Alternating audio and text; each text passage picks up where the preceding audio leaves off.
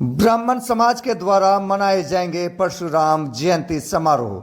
30 अप्रैल को पूर्णिया के town hall में परशुराम जयंती के अवसर पर होगा कार्यक्रम व गोष्ठी। ब्राह्मण समाज के ब्रह्मशक्ति, सनातन सेवा संघ व अन्य संगठन लेंगे इसमें भाग। ब्रह्मशक्ति के जिला अध्यक्ष अमरनाथ उपाध्याय ने 28 अप्रैल को अपने निज निवास स्थान पर प्रेस वार्ता कर सूचना देते हुए आगाज किया कि ज़्यादा से ज़्यादा लोग इसमें सम्मिलित हो और कार्यक्रम को सफल बनाए।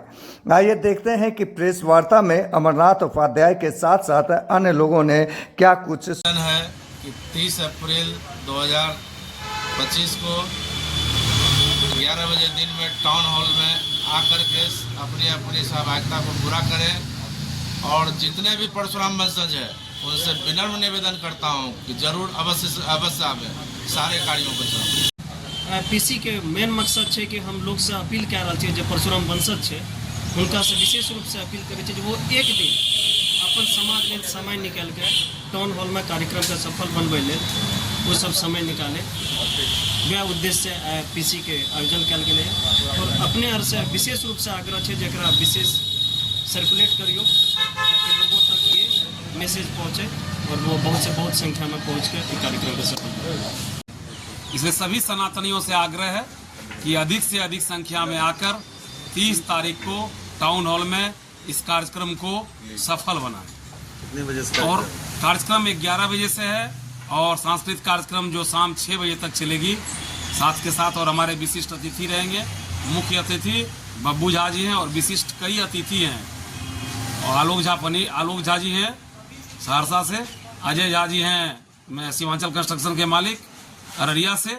इस तरह से बहुत लोग हैं जो उसमें आएंगे और अनंत भारती जी हैं हमारे समाज के ही नहीं कई समाज के लोग जो बड़े हैं, मतलब बड़े इस मामले में जो भगवान को समझते हैं वो सभी आए। और मैं दादा परशुराम जी विष्णु के छठे अवतार हैं जो आज भी शाश्वत हैं।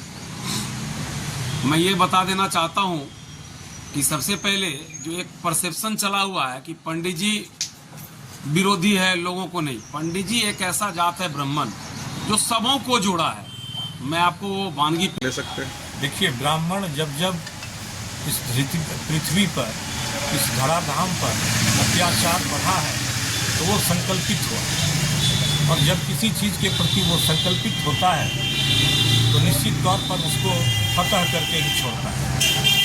आज भी हमारे समाज में ऐसे हजारों उदाहरण हैं जो अपनी देश के लिए मर मिटने के लिए तैयार है।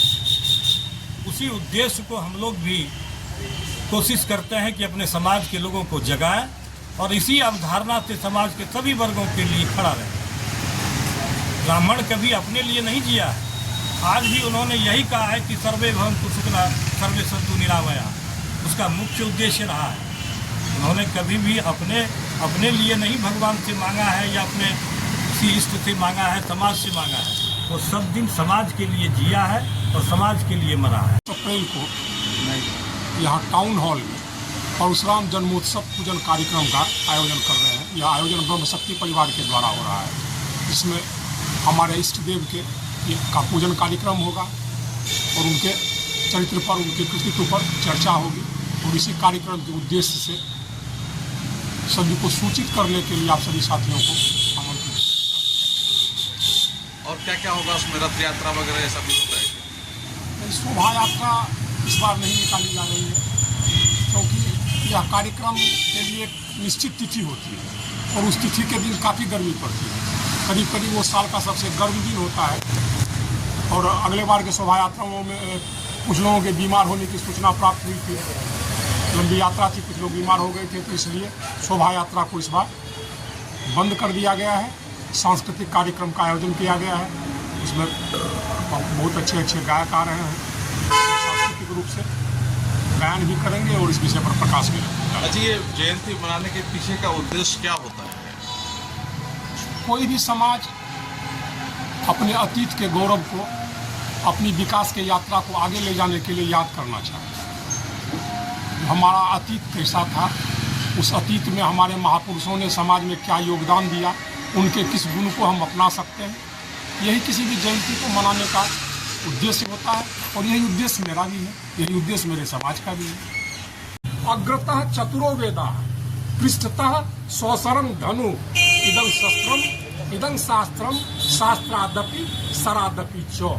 जिनके हाथ में वेद हो, अग्रतः चतुरो वेदा, और जिनके पीछे धनुष बाण युक्त हो, कि मैं तब तक जब तक तुम इसके लायक हो तुम्हें नीति के द्वारा समझाऊंगा, तुम्हें ज्ञान के द्वारा समझाऊंगा, और जब तुम इस सीमा का अतिक्रमण कर जाओगे तो पृष्ठतः स्वशरण धनु इदं शस्त्रं इदं शास्त्रं, मेरे पास दोनों है। इस कंसेप्ट का परिचायक है परशुराम। आता था सहस्त्रार्जुन से, वो उनके सगे मौसा थे, उनकी माँ रेणुका की पत्नी सहस्त्रार्जुन से ब्याही गई थी।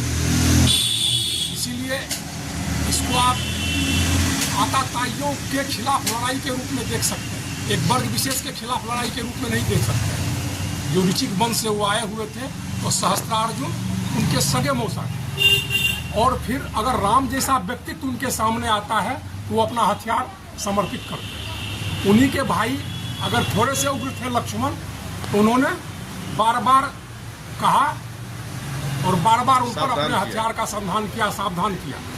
उनकी उदंडता का उन्होंने जवाब दिया, लेकिन राम की दृढ़ता के आगे उन्होंने क्या किया, अपना हथियार से लड़ दिया।